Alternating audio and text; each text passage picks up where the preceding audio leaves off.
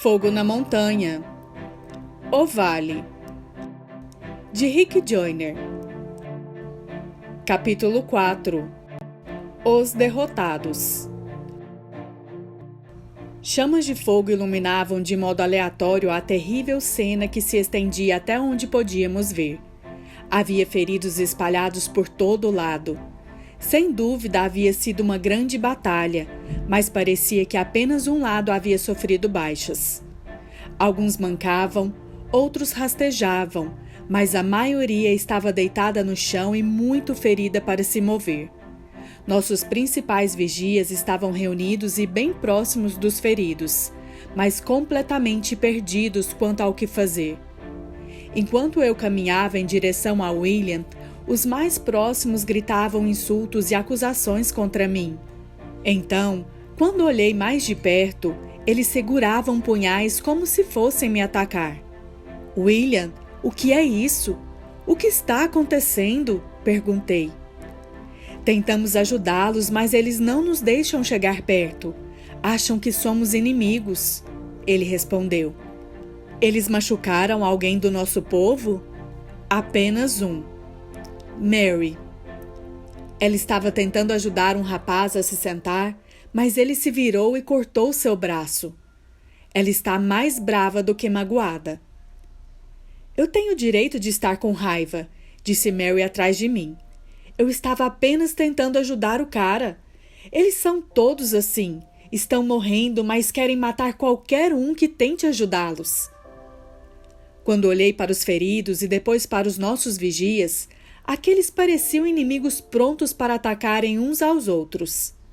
Fiz sinal para o nosso grupo se afastar ainda mais dos feridos. Então eles foram para uma pequena clareira a uma curta distância. Quando me aproximei deles, começaram a falar ao mesmo tempo descrevendo como foram atacados pelos que haviam tentado ajudar. Alguém mais está ferido? Perguntei. Apenas alguns arranhões, alguém respondeu. Primeiro, precisamos imediatamente tratar cada arranhão ou corte. Há veneno nesses feridos e não queremos que nenhum de vocês seja infectado. Mergulhem na água viva até não sentirem mais a dor das feridas. Orem até que não sintam mais raiva. Orem por estes e liberem perdão. Eles obviamente estão infectados com algo muito mortal. Como todos estavam fazendo isso, exceto os vigias, instruí que esses ficassem ao seu redor, para que, além de observarem qualquer ataque iminente na escuridão, também não deixassem qualquer um dos feridos se aproximar. Então chamei nossos líderes à parte para discutirmos a situação. O espírito que tomou conta desses feridos é o mesmo mal que prevalece sobre este vale, comecei. É um espírito de egoísmo e egocentrismo que eu nunca havia visto antes. Sua intenção é separar, dividir e ferir, ou até matar. Alguém descobriu como esse grupo foi atacado e derrotado? Ninguém havia descoberto. Ninguém tinha sequer ideia de como ajudar os infectados. Pedi a William que ficasse com o nosso grupo enquanto eu levava Charles, Mark e Jim comigo para ver se poderíamos conversar com alguns dos feridos. Eu queria encontrar alguma maneira de ajudá-los e entender o ataque que resultou em tudo isso, pois acreditava que também nós seríamos atacados da mesma maneira. Finalmente encontramos alguns que falaram conosco, embora não nos permitissem chegar perto. O que descobrimos foi ainda mais alarmante do que a própria cena.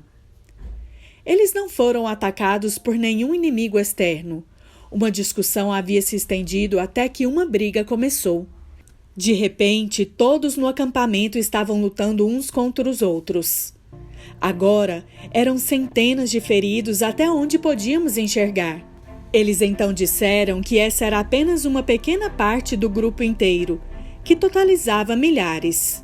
Aqueles que não haviam sido gravemente feridos foram espalhados em todas as direções. Depois de conversarem, alguns deles acabaram nos deixando tentar ajudá-los. E logo os levamos para a água viva. Voltei para o nosso grupo principal e assim que me viram, começaram a me questionar. O que aconteceu? Quem são essas pessoas? Como conseguiu ajudar alguém? Eles são parte do que um dia foi uma igreja certamente muito grande que tentou atravessar este vale. Comecei. Grande quanto? Alguém perguntou. Pelo que pude presumir, eram mais de 10.000. Os feridos são resultado de uma briga que irrompeu em seu acampamento. Todos esses e muito mais foram feridos uns pelos outros. Essa é apenas uma pequena parte deles. O restante se espalhou em todas as direções durante e depois da luta. Mas há algo muito mais estranho nisso tudo, eu disse. O que é? Com tantos feridos, não vi nenhum morto. Quando perguntei aos feridos, eles me asseguraram que muitos haviam sido mortos, mas ninguém pôde me explicar o que aconteceu com seus corpos. Isso é estranho. O que vamos fazer? Outro perguntou. Vamos seguir em frente e tentar encontrar mais alguém ao longo do caminho que possamos ajudar, eu disse. Mas esses que deixaremos para trás não vão morrer? Perguntou Jim. Isso é possível, mas fizemos tudo o que estava ao nosso alcance. Precisamos seguir em frente. Não há mais nada que possamos fazer? Jim implorou. Se eu soubesse de qualquer coisa que pudéssemos fazer para ajudá-los, eu faria, mas eles não confiam o suficiente em nós para nos deixar ajudá-los. Vamos simplesmente deixá-los aqui? Como não podemos ajudá-los mais, a melhor coisa que podemos fazer é continuar no caminho feito para nós e orar para que aqueles que possam ajudá-los apareçam, respondi. Eu também não gosto da ideia de deixá-los aqui, mas devemos pensar naqueles que estão conosco. Nós não ajudaremos ninguém apenas por ficarmos aqui, sendo que não podemos fazer nada por eles. Partirmos simplesmente, abandonando várias pessoas feridas, soa como algo muito egoísta, protestou Jim, que agora podia ser ouvida pelo resto do nosso grupo. Eu entendo e me sinto terrível por isso, mas sem sabedoria nem capacidade para ajudá-los, não há mais nada que possamos fazer. Você não acha que Deus nos trouxe aqui por uma razão? Ela continuou. Creio nisso, mas obviamente não para curá-los. Por qual outro motivo ele nos teria conduzido até estes feridos? Mary entrou na conversa. Para aprendermos uma lição crucial, respondi. E qual seria? O egoísmo mata, eu disse. Não seremos egoístas ao deixá-los aqui desse jeito? Mary deixou escapar. Eu sei que parece egoísmo, e talvez possa ser mesmo. Mas Jesus foi egoísta quando ignorou todas aquelas pessoas aflitas no poço de Siloé só para curar uma delas? Ele tinha poder para curar todos, mas curou apenas um. Por quê? Porque ele só fez o que o Pai mostrou que deveria fazer. Isso não é egoísmo, mas obediência. Egoísmo talvez seja seguirmos nossas próprias compaixões humanas, ao invés de sermos obedientes. Não me foi mostrado nada para fazer por essas pessoas. Foi a algum de vocês? Perguntei ao grupo. Ninguém respondeu. Houve silêncio por um tempo. Parecia que os mais agitados estavam se acalmando. Oramos pelos feridos e pedimos ao Senhor que enviasse aqueles que tivessem sabedoria e capacidade para ajudá-los. Então partimos. Quando chegamos a uma distância dos feridos que considerei segura, paramos na primeira clareira adequada para o acampamento.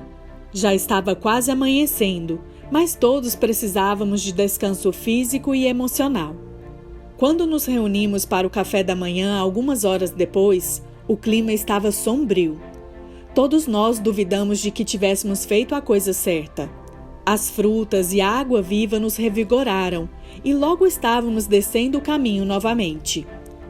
Depois de algumas horas, Mary aproximou-se de mim e começou a perguntar que outras coisas Elias havia compartilhado comigo quando conversamos a sós. Ela mal terminou a pergunta quando viramos a curva e nos deparamos com Elias no caminho. Fiquei feliz por vê-lo, pois eu sabia que não teria conseguido satisfazer as perguntas de Mary. Agora ela poderia perguntar diretamente a ele. Eu tenho algumas coisas a compartilhar com vocês sobre essa parte da jornada, disse Elias enquanto examinava o grupo. O que você pode nos dizer sobre os feridos da noite passada?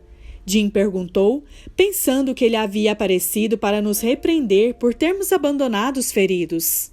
Há uma razão pela qual aquele foi um dos primeiros testes em que vocês precisavam ser aprovados para continuar neste vale, ele respondeu. Então passamos por um teste? Alguém perguntou.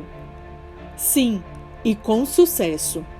Vocês fizeram a única coisa que sabedoria aprovaria em tal situação. Jesus é a sabedoria de Deus. Quando andou sobre a terra, Jesus curou todos os que buscavam a cura, mas nem mesmo ele conseguiu ajudar aqueles que se ofendiam com a sua identidade ou que simplesmente não criam nele. Jesus se afastou desses. Vocês fizeram o mesmo. Vocês não chegarão ao final deste vale se ficarem atolados tentando ajudar quem não quer ser ajudado, ou aqueles sobre os quais vocês não tiverem autoridade ou unção. Às vezes, é quando precisamos seguir em frente e confiar nas mãos do Senhor que nossa fé é realmente provada. O que acontecerá com todos aqueles feridos? Perguntou Jim. Alguns irão sobreviver, e será questão de tempo perceberem que caíram na pior armadilha do inimigo. Que armadilha é essa? Outro perguntou. Lutar uns contra os outros. Aqui vocês precisarão de todas as suas forças e energias para lutarem contra o inimigo. Logo, não podem desperdiçar nada lutando entre si. Se vocês começarem a lutar uns contra os outros, o inimigo mais mortal deste vale terá uma porta aberta para atacá-los. O que aconteceu com aquele grupo foi resultado de assuntos mal resolvidos. Aqui, essas aparentes pequenas divisões podem se tornar mortais. Elias respondeu. Então, o que um ferido que sobrevive e recupera o juízo pode fazer? Jim persistiu. Juntar-se aos outros grupos que virão. Quando alguém assim for curado, será capaz de ajudar outras pessoas a evitarem a mesma armadilha. Parece que a maioria desses nunca sobrevive, disse Mary. É verdade, admitiu Elias. Aqueles que não lavam rapidamente suas feridas na água da vida e comem o fruto que lhes é dado, sucumbem ao veneno. Ninguém consegue sobreviver aqui por muito tempo sem estar ligado a um grupo. E essa ligação não pode acontecer sem perdão e confiança. Os venenos de amargura e egoísmo cegam mais que a necessidade de perdoar. No tempo de vocês, a incapacidade de perdoar se tornará cada vez mais mortal. Ontem, quando você estava conosco na rocha, parecia observar algo enquanto olhava para o vale. Era o que estava acontecendo com este grupo? Eu perguntei. Sim. Não havia nada que você pudesse ter feito para evitar? Eu tentei ajudá-los por muito tempo. Eu os alertei que venenos carregados no coração, como a amargura, seriam potencializados neste vale. Seriam mortais. Muitos mensageiros do Senhor foram enviados até eles. Ninguém escutou as advertências de que o egoísmo e o egocentrismo que haviam deixado permanecer em suas vidas os matariam aqui. Quais foram esses alertas exatamente? Precisamos ouvi-los? Charles implorava por uma resposta. Vocês precisam e até já os ouviram. Agora, precisarão ouvir novamente, enquanto essa experiência ainda está tão fresca em vocês. É por isso que estou aqui, começou Elias. O que vocês testemunharam ontem à noite foi fruto de anos de ensino com ênfase nas coisas que alimentam o egoísmo e o egocentrismo das pessoas, ao invés do ensino de uma vida de cruz, que é o verdadeiro caminho da vida. Aquela igreja havia sido construída mais sobre os fundamentos de crescimento e prosperidade individuais do que sobre a busca dos interesses de Cristo e do seu reino. Eles até se dedicavam a colocar o Senhor e seu reino em primeiro lugar, mas não era algo que realmente vivessem. O egoísmo é o principal espírito que reina neste vale. Aqueles que não derrotaram o egoísmo antes de vir para cá são os mais vulneráveis. Aquele grupo era uma presa fácil. Nenhum grupo construído sobre esses ensinamentos e prioridades sobreviverá nestes tempos, lamentou Elias. Você pode nos contar mais sobre os ensinamentos que alimentaram o egoísmo deles? Perguntou Mary. Ninguém conseguirá sobreviver a este vale sem conhecer e viver a verdade de que perderá a sua vida se procurar salvá-la, e que somente perdendo a sua vida por amor a Cristo a salvará, exortou o profeta. Não havia mais nada que pudéssemos ter feito por eles? Perguntou Jim. Não. Você deve querer ajuda para poder ser ajudado. Muitos preferem morrer a perdoar, e assim será. Muitos preferem morrer a admitir que estão errados ou que precisam de ajuda, e assim será. Vocês encontrarão outros irmãos daquela igreja, e esses querem a sua ajuda.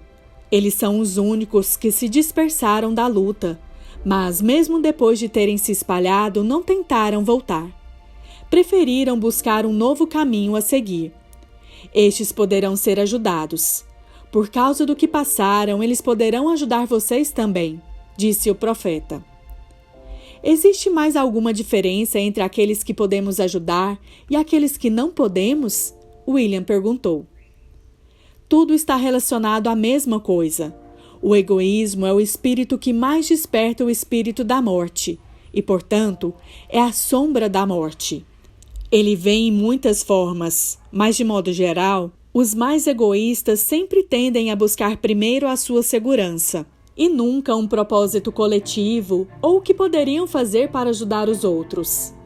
Muitos têm verdades de Deus, mas não construídas sobre a verdade da cruz, e sem essa base sólida, até mesmo as verdades de Deus podem ser distorcidas e usadas para corromper. Essas passam então a semear o egoísmo nas pessoas, ao invés de apontar para uma visão do verdadeiro caminho, que é a vida da cruz. Alguns dos que se dispersaram após a batalha de ontem à noite foram em direções que já desejavam ter ido há muito tempo, mas haviam permanecido no grupo por medo de serem deixados de fora. Isso também é egoísmo. Trocar o que se pode conseguir por aquilo que não se pode perder. No entanto, como eles tiveram coragem e visão para seguir em uma nova direção e não recuar, ainda há esperança para eles. Também há alguns que partiram assim que a confusão começou, cuja intenção é chegar à montanha e lutar na última batalha com o Senhor. Muitos deles ouviram as advertências enviadas a essa igreja e começaram a resistir à ganância e ao egoísmo que faziam parte do alimento dessa congregação. Muitos permaneceram ali por motivos puramente altruístas, querendo ajudar seus irmãos e irmãs a se libertarem. Para estes há grande esperança. A maioria das pessoas desse último grupo já formou novos grupos ou ainda formará. Eles não estão feridos e amam o Senhor e seu povo. Alguns se juntarão a outros grupos que caminham pelo vale. Eles se entrosarão com facilidade e poderão ajudar aqueles a quem tiverem se unido. Alguns se juntarão a vocês. Eles precisam de vocês, mas vocês também precisam deles. Existe alguma maneira com que possamos distingui-los daqueles que talvez não queiramos que se juntem a nós? Perguntou Mark. O Senhor não semeou o joio no meio do trigo, apenas disse que deveriam crescer juntos. Joio e trigo são difíceis de se distinguir até amadurecerem. O Senhor permitiu isso para o treinamento do seu povo. Considere que Jesus, desde o princípio, sabia quem era Judas, mas ele o convidou para o seu círculo íntimo. Judas era uma parte do treinamento de que todos os discípulos precisavam. Então nós deveríamos receber todos? Trigo e joio são uma coisa. Manter os lobos fora do rebanho é outra. Os lobos tentam separar os fracos dos fortes para devorá-los. Cuidado com todos que tentam trazer separação e divisão. Cuidado com aqueles que carregam punhais ao invés de espadas. Como assim? Alguém perguntou. Punhais são armas traiçoeiras. Não se luta as batalhas do Senhor com um punhal. Os verdadeiros discípulos carregam a espada do Senhor.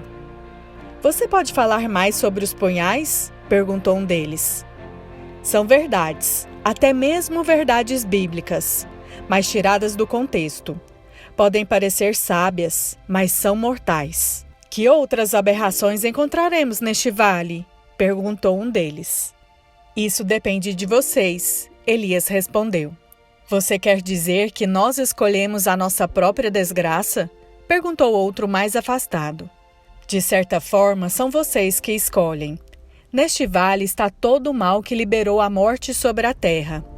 Ninguém enfrenta todos eles, pois o inimigo é muito mais inteligente e experiente do que qualquer pessoa poderia ser. Ele só testará vocês com aquilo em que demonstrarem estar vulneráveis, o que costuma ser alguma forma de orgulho em sua própria sabedoria ou força.